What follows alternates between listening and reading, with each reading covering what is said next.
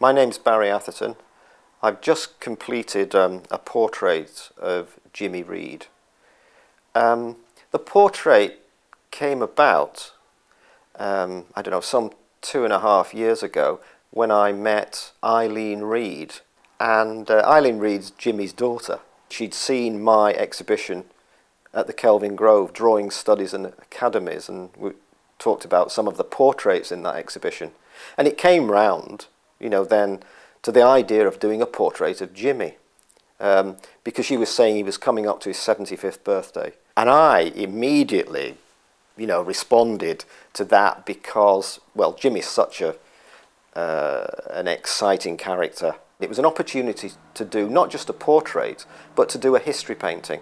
Jimmy Reid and the campaign to save Upper Clyde shipbuilders, seemed to be just a great subject for a large-scale history painting.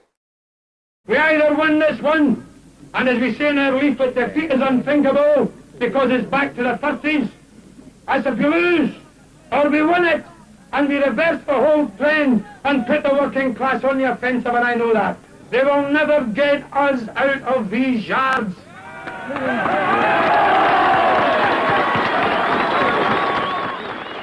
For some trade unionists, going on strike, it's like the Pavlovian dog, You mention some problem and they immediately say, strike, strike, strike. Now, there's nothing wrong with going on strike. It's a very precious right that workers must enjoy. But the truth of the matter is that if we'd gone on strike, they'd have just put the padlocks on the gates. We'd have been outside. The machinery would have been inside, the ships would have been inside, we are finished. So we couldn't go inside, because some people were mentioning it. And we had to laugh at us going, what the hell, that's stupid. Then should we have a sit-in?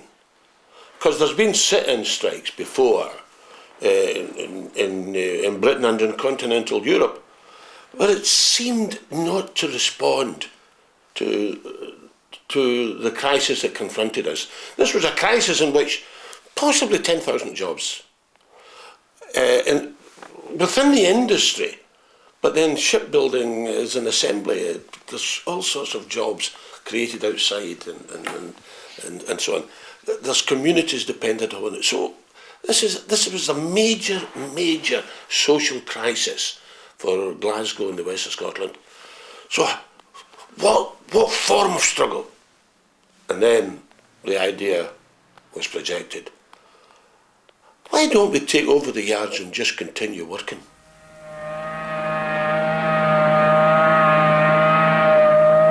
The shop stewards representing the workers are in control of this yard. Nobody and nothing will come in, and nothing will go out without our permission. The security officers have been told that and they accept it. We'll take the decisions with your endorsement that determines what comes in or out this yard. The sheer originality of it caught everybody by surprise, including the government of the day and everyone else.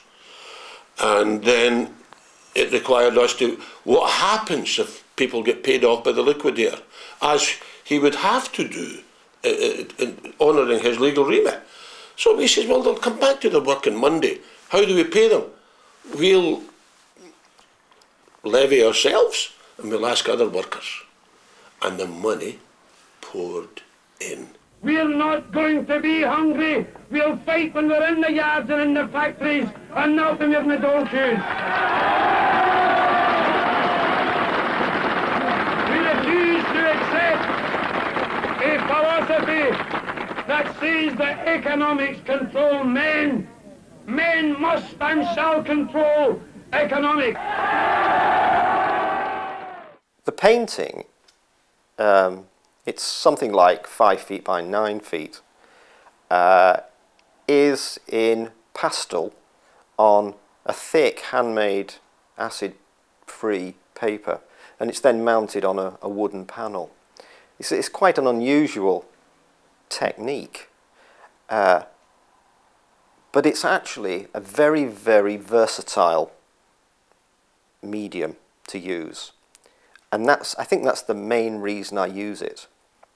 It means that I can make changes, modifications to things in the painting by laminating in new sheets of paper.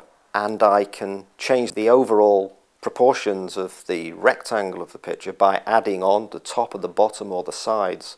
So it gives me full compositional freedom to develop the painting in any way that I choose. I can also collage in materials, and in this painting of Jimmy, almost literally throw in pieces of paper which can then be laminated in and then worked upon. You've got me there as if there's a beam of light shining in me, but there's no beam of light shining in me.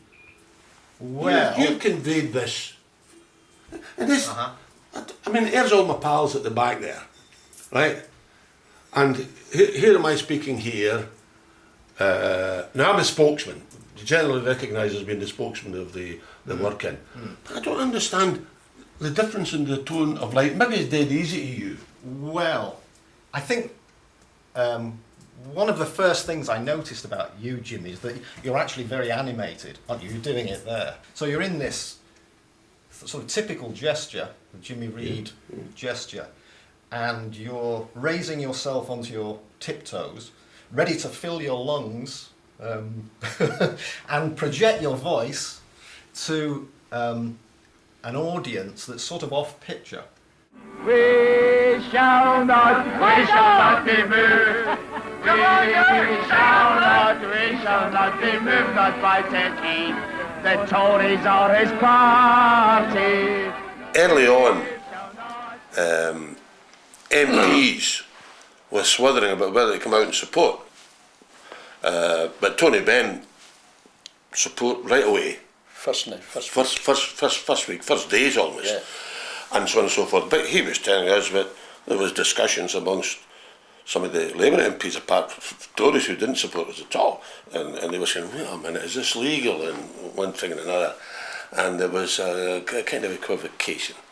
But we had this first march, and it was not 4 or 5 abreast.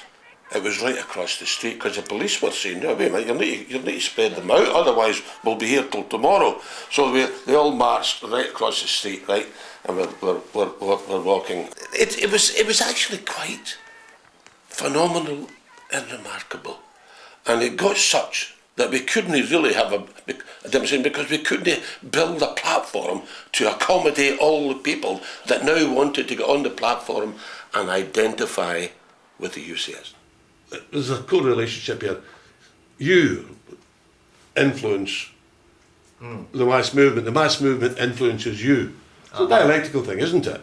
But you've been also giving here some guidelines to what shaped my attitude to life over the past, you know. Yeah. And I don't know, you've done your homework tremendously. I've used a visual code, and the code is that if they're the right way up, you know, we like them and favour their views, and if they're upside down, they're possibly views that we certainly don't agree with. Burns is obviously the right way up because he's such a national hero. I'm afraid Tony Blair's a little bit out of favour, and we find that he's upside down, as is Margaret Thatcher, perhaps, you know, probably more predictably. I'm there, right? That's on the march. I'm here. Now look at the difference there, right? Yeah. Now we go through them all here. That's Tony Benn. That's my colleague at Jimmy. This is Hughie Scanlon. Hughie Scanlon, the president of the Engineering Union. Sammy Barr. And of course Bugsy McInnes. Yes. There. That was key figures in the negotiating committee. The two other guys that we know too. Bobby Dickey and Jimmy Cooper. I didn't recognise Bobby there because he's got more hair. Oh well. You understand? And but Sammy Barr, well, of course, this is 1971, isn't it? This is you and your colleagues in 1971. Aye, we're all young. Yeah. Well, I mean, there is a contrast, you know, in the painting. Aye. 1971, and here we are in 2007. 2006, 2007. I think this is one of the paintings that I've enjoyed doing, you know, almost from the very beginning. I think it's mostly because so many people have, you know, come to the house, come to the studio and given advice.